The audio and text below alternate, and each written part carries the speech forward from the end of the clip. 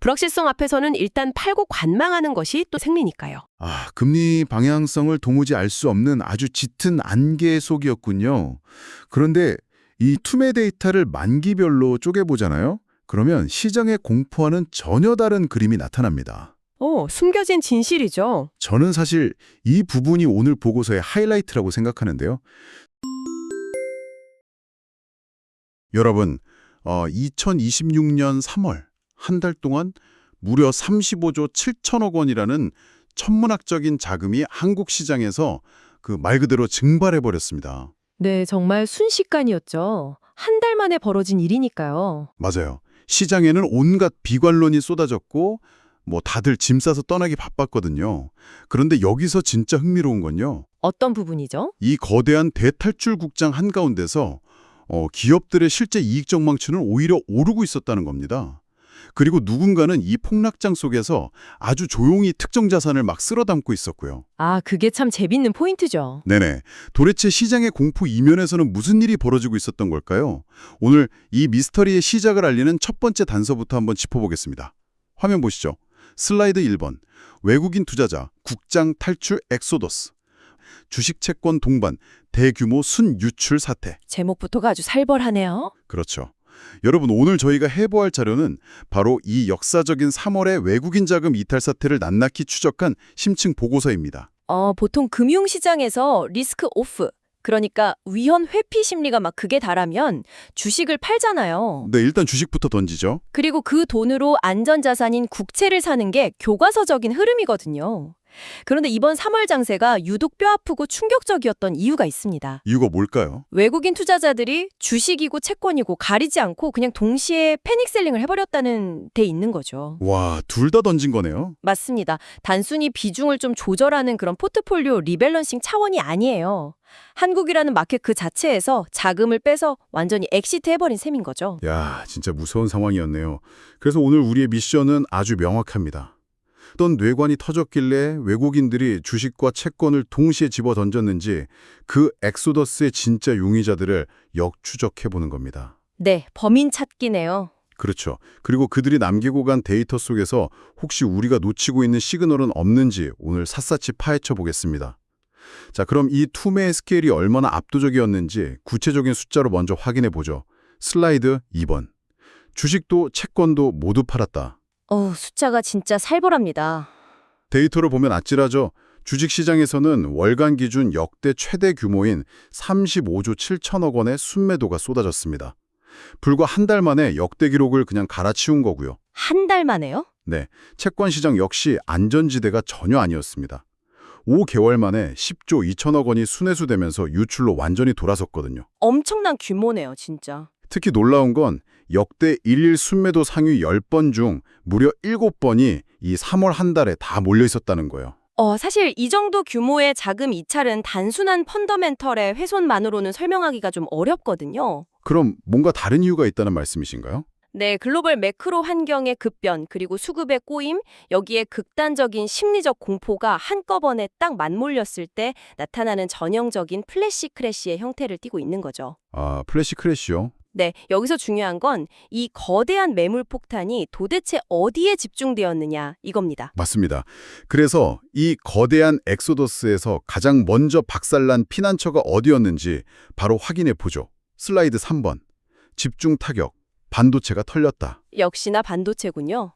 네, 전체 주식 매도 물량의 77%가 전기전자 섹터에 집중되었습니다. 금액으로 따지면 무려 27조 4천억 원이에요. 와, 27조요? 개별 종목 매도 탑3를 보면 더 기가 막힙니다.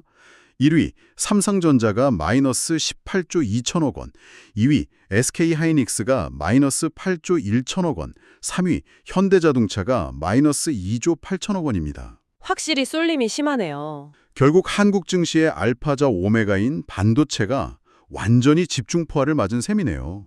이게 외국인 투자자 입장에서 한번 생각을 해보면요. 한국 시장을 가장 빠르게 그리고 대규모로 현금화할 수 있는 수단이 바로 삼성전자와 SK 하이닉스거든요. 아, 약간 ATM 기계 같은 느낌이군요. 정확합니다. 그러니까 반도체 산업 자체의 어떤 붕괴를 예상하고 던졌다기보다는 한국 시장이라는 리스크 자산을 당장 줄여야 하는 다급한 상황에서 가장 유동성이 풍부한 벤치마크 종목들을 ATM 기계처럼 활용했다고 보는 것이 맞습니다. 그렇다면 도대체 왜 갑자기 한국 시장을 ATM기 취급하면서 돈을 미친 듯이 빼갔을까요? 그게 바로 우리가 찾아야 할 첫 번째 용의자죠. 맞습니다. 그 첫 번째 트리거, 바로 지정학적 위기였습니다. 화면 보시죠. 슬라이드 4번. 용의자 1, 중동전쟁과 유가 공포. 네, 중동발 리스크가 터진 거죠. 보고서가 지목한 첫 번째 원인은 중동전쟁 발발로 인한 국제 유가 상승 리스크입니다.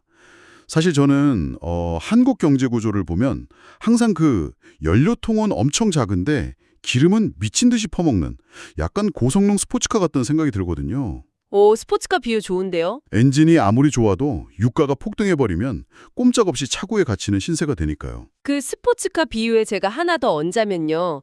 지금 그 스포츠카의 트렁크에는 AI 랠리라는 아주 무겁고 기대감에 잔뜩 낀 화물까지 실려 있었단 말이죠. 아, 짐까지 꽉 차 있었네요. 그렇죠. 한국은 에너지 전량을 수입에 의존하는 구조잖아요. 그러니까 유가 상승이 곧바로 무역 수지 악화와 인플레이션으로 즉각 전이가 됩니다. 직격탄을 맞는 거네요. 네네. 외국인들은 이 매크로 타격이 도저히 피할 수 없는 수순이라고 판단을 한 거죠. 게다가 연초부터 AI 기대감 때문에 반도체 밸류에이션이 상당히 높아져 있던 상태였거든요. 약간 거품이 껴 있었다. 뭐 부담스러운 자리였던 건 맞죠. 그래서 유가 공포라는 아주 작은 불씨 하나가 거대한 차익 실현 욕구를 팍 자극하면서 기폭제 역할을 해버린 겁니다. 아, 그렇게 연결이 되는군요. 그런데 여기서 정말 이해하기 힘든 모순이 하나 발생합니다. 어떤 모순이죠? 시장이 이렇게 박살이 났으면 당연히 기업들이 돈을 못 벌고 있어야 정상인데 현실은 정반대였거든요. 아, 실적 말씀이시군요. 네, 이 모순적인 상황을 완벽하게 보여주는 데이터가 바로 여기 있습니다. 슬라이드 5번, 반전. 기업 실적은 오히려 상승 중. 이거 그래프 보면 진짜 재밌습니다. 그래프를 보시면요. 시장의 밸류에이션을 나타내는 PER은 진짜 수직으로 꽂히고 있거든요. 근데 기업들의 실제 체력이라고 할 수 있는 12개월 선행 EPS는 오히려 바닥을 딱 다지고 쫙 올라가고 있습니다. 다이버전스가 나고 있네요. 맞아요. 2월에 611원이던 EPS가 이 난리통인 3월에 679원으로 오히려 상향 조정이 됐단 말이죠. 이 지점이 사실 이번 3월 사태를 분석할 때 가장 주의 깊게 봐야 할 대목이거든요. 왜 그런 거죠? 유가 상승이라는 강력한 매크로 충격이 계속 상존함에도 불구하고 AI 데이터 센터와 엔터프라이즈 수요가 막 뿜어내는 반도체 실적 개선세가 그 충격을 지금 충분히 흡수하고 있다는 증거입니다. 와, 기초 체력이 생각보다 엄청 튼튼하네요. 그렇죠. 주가는 폭락을 하는데 이익 전망치는 올라가잖아요. 그럼 결과적으로 한국 증시가 극단적인 저평가 영역으로 쑥 진입하게 된 거죠. 박앤세일 구간이 된 거군요. 네. 글로벌 IB들이 여전히 코스피 타겟팅을 5,500에서 최고 8,000선까지 유지하고 있는 것도 바로 이 EPS의 견고함 때문이라고 볼 수 있습니다. 그러니까 매크로 공포에 막 질려서 주식을 던지긴 던졌는데 정작 그 주식의 내재 가치는 더 단단해지고 있었다는 거네요. 아주 역설적인 상황이죠. 자, 그럼 유가 문제는 어느 정도 이해가 됩니다. 그런데 제가 3월 시장을 보면서 가장 의아했던 건 바로 이 두 번째 용의자입니다. 기술적인 이슈 말씀이신가요? 맞아요. 기술 이슈였죠. 슬라이드 6번. 용의자 2. 메모리 반도체 수요 의구심. 아, 터보 퀀트 쇼크군요. 네, 구글이 발표한 AI 압축 알고리즘 터보 퀀트 쇼크입니다. AI 모델의 단기 기억 용량을 기존 16비트에서 2.5에서 3.5비트 수준으로 완전 확 줄이는 데 성공했다는 소식이었죠. 네네. 근데 솔직히 저는 시장이 여기에 발적한 게 어느 정도 납득이 가거든요.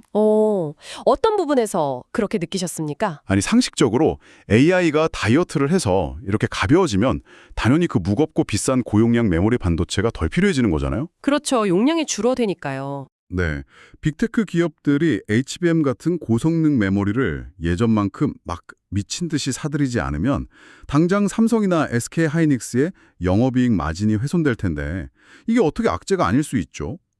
직관적으로는 단연히 그렇게 보일 수 있습니다. 연산 처리에 필요한 비트 수가 확 줄어들면 탑재되는 램의 용량도 당연히 줄어들 테니까요. 제 말이 그 말이에요. 하지만 여기서 기술경제학에서 말하는 이른바 제본스의 역설을 한번 생각해 봐야 합니다. 제본스의 역설이요? 그게 뭐죠? 기술의 효율성이 막 높아져서 자원 소비량이 줄어들 것 같잖아요. 네네. 그런데 실제로는 비용과 가격이 확 하락하면서 오히려 수요가 미친 듯이 폭발해가지고 전체 자원 소비량은 오히려 증가해버리는 현상입니다. 아, 효율성이 좋아지니까 더 많이 쓴다. 정확합니다. 다음 화면에서 이 패러다임의 전환을 명확히 설명해주고 있죠. 아, 효율성이 수요를 폭발시킨다는 거군요. 이거 진짜 재밌네요. 바로 확인해보죠. 슬라이드 7번. 반전. 오히려 메모리 수요 폭발의 신호. 네, 여기서 핵심은 토큰당 비용 감소입니다. 토큰당 비용 감소가 어떻게 메모리 수요의 무한 확장으로 이뤄지는지 이 로직이 정말 흥미롭더라고요. 터보 퀀트로 인해서 AI 구동 비용이 획기적으로 낮아진다는 건요. 지금까지는 그 거대한 데이터 센터에서만 막 돌아가던 고성능 AI가 이제는 우리 손안의 스마트폰, 자동차, 가전제품 같은 수십억 대의 엣지 디바이스로 다 내려온다는 것을 의미합니다. 아, 엣지 디바이스요? 네네. 지금까지는 AI가 그냥 우리가 질문하면 답해주는 챗봇 수준에 머물렀잖아요. 그렇죠. 그런데 이제는 24시간 내내 백그라운드에서 상시 구동되면서 기계가 스스로 판단하고 실행하는 자율형 AI 에이전트 시대로 진입을 하는 겁니다. 아, 그러니까 정리를 해보면 모델 하나당 들어가는 메모리 용량 자체는 줄어들지 몰라도 그 모델이 탑재되는 기기의 Q, 즉 절대적인 수량 자체가 기하급수적으로 빵 폭발한다는 거네요? 완벽하게 이해하셨습니다. 골드만삭스나 노무라가 장기적인 메모리 사이클을 엄청나게 긍정적으로 보는 이유가 바로 여기 있는 거죠. 시장은 당장 다음 분기에 HBM 오더 컷 나올까봐 막 전전긍긍하는 그런 근시안적인 공포에 매몰되어 있었던 거예요. 온디바이스 AI 보급으로 인한 이 구조적인 롱텀 메모리 수요의 팽창을 아예 보지 못한 겁니다. 숲을 못 보고 나무만 보면해요? 맞습니다. 혁신적인 압축 기술은 결국 AI의 대중화를 훅 앞당기게 되고요.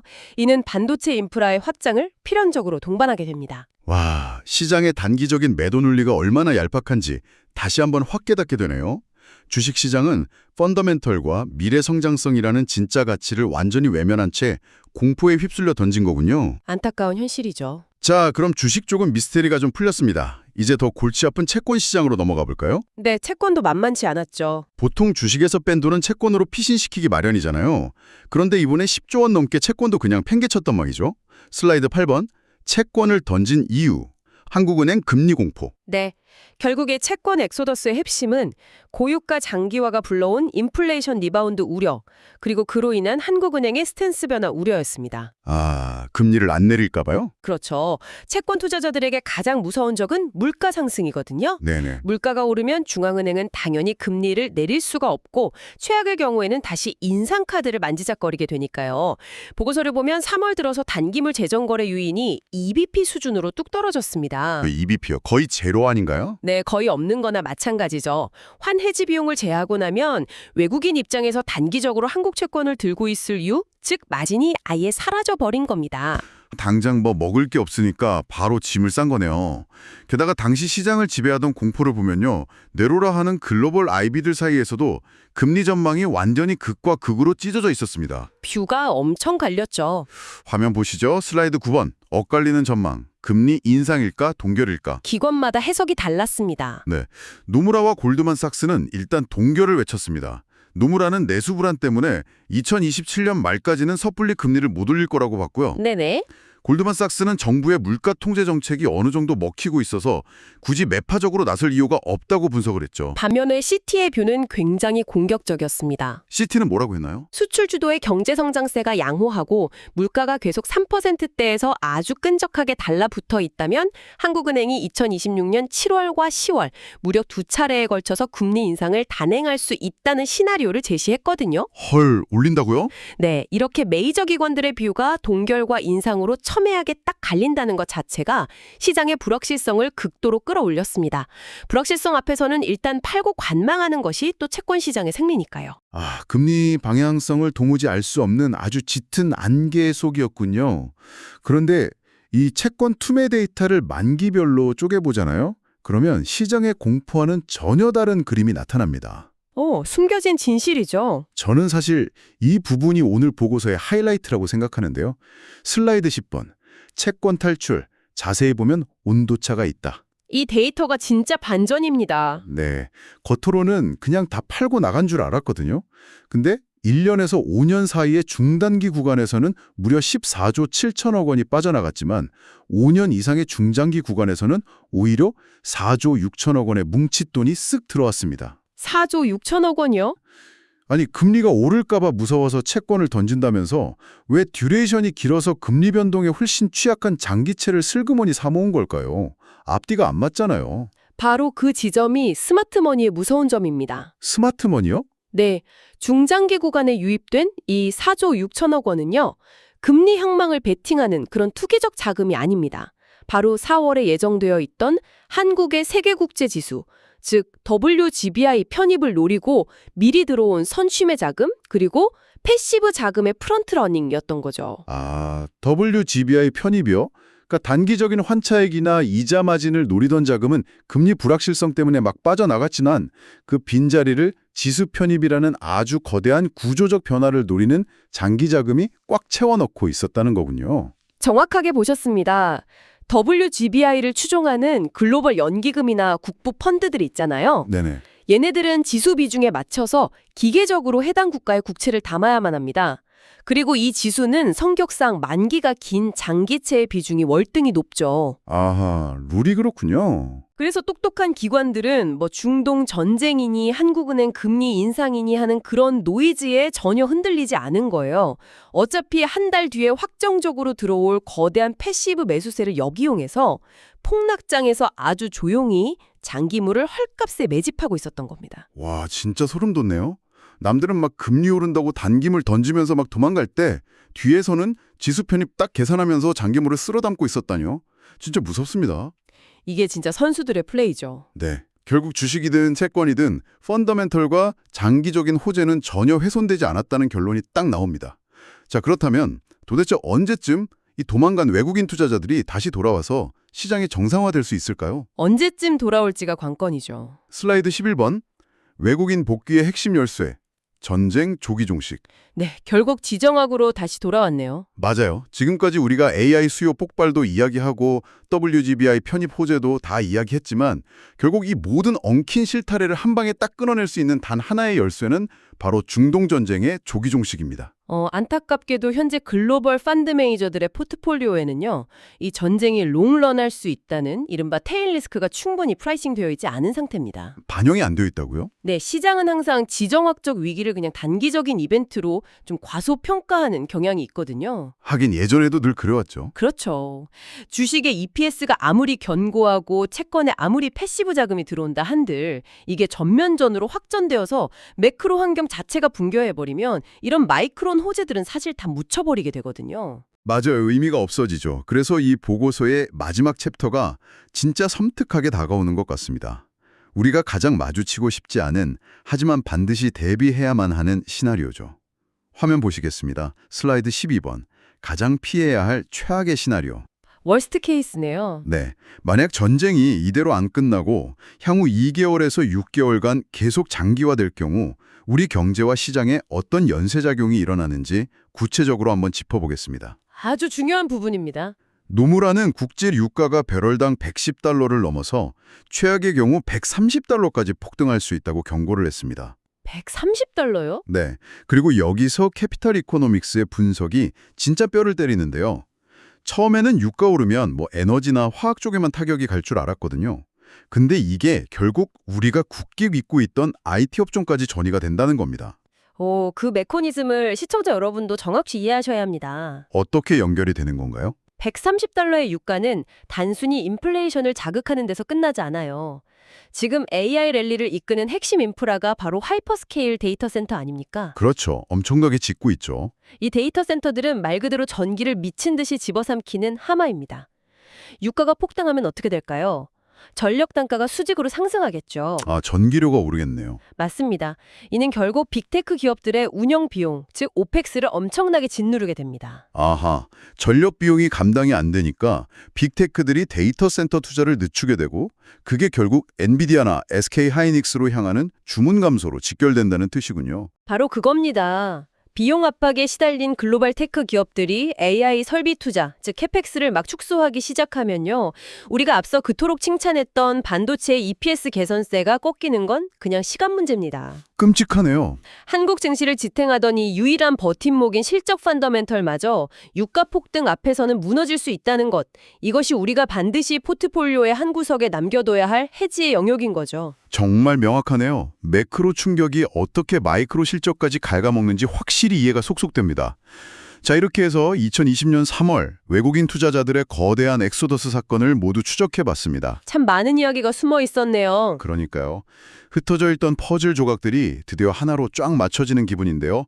마지막으로 오늘 내용을 아주 압축해서 정리해보겠습니다. 슬라이드 13번, 3줄 요약, 외국인 엑소더스 추적 보고서. 네, 핵심만 짚어보죠. 첫째, 3월 반도체를 중심으로 역대 최대 규모의 주식 및 채권 동반 순유출이 발생했다. 둘째, 그러나 우려와 달리 기업 실적 펀더멘탈은 양호하며 AI 기술의 진화와 WGBI 지수 편입 등 장기적으로 긍정적인 시그널들이 엑소더스 이면에 혼재해 있다. 그리고 마지막이 가장 중요하죠. 셋째, 결국 이 모든 긍정적 펀더멘탈이 제대로 평가받기 위한 선결 조건은 중동 전쟁의 조기 종식 여부에 달려있다. 폭락장을 대하는 투자자의 자세는 항상 두 가지로 나뉘는 것 같아요. 어떻게 나뉘죠? 눈앞에 막 쏟아지는 매물 폭탄에 질려서 그냥 다 같이 비상구로 뛰어가는 사람. 그리고 그 매도세가 펀더멘털의 훼손인지 아니면 단순한 수급과 매크로 공포의 산물인지 아주 냉정하게 분석하는 사람. 후자가 진짜 고수네요. 네, 이번 3월 사태는 겉으로는 거대한 탈출극이었지만 속으로는 다음 사이클을 준비하는 아주 거대한 손바뀜의 현장이기도 했습니다. 그렇습니다. 여러분, 오늘 딥다이브를 마무리하면서 이 질문을 꼭 던지고 싶습니다. 모두가 시장이 끝났다고 막 외치면서 반도체와 채권을 던질 때요. 누군가는 터보 퀀트가 가져올 온디바이스 AI의 거대한 수요 폭발을 뒤에서 계산하고 있었고요. 그렇죠. 또 누군가는 폭락장의 장막 뒤에서 글로벌 지수 편입을 노리면서 장기채를 조용히 긁어 모으고 있었습니다. 지금 여러분의 포트폴리오는 어떠신가요? 한번 점검해 볼 필요가 있겠네요. 시장을 덮친 아주 자욱한 공포에 휩쓸려서 헐값의 자산을 막 던지고 계신가요? 아니면 그 공포가 만들어낸 극단적인 저평가 속에서 숨겨진 기회를 날카롭게 노리고 계신가요? 참 생각해 볼 만한 화두네요. 네. 숫자를 해석하는 시야의 차이가 결국 계좌에 엄청난 차이를 만듭니다. 오늘 저희가 파헤친 이 데이터들이 여러분의 투자 인사이트를 한층 더 넓혀주었기를 바랍니다. 네, 오늘도 유익한 시간이었습니다. 오늘 자료는 머니볼 경제연구소 전범진 교수님이 제공해 주셨고 조교수 나나와 아론이었습니다.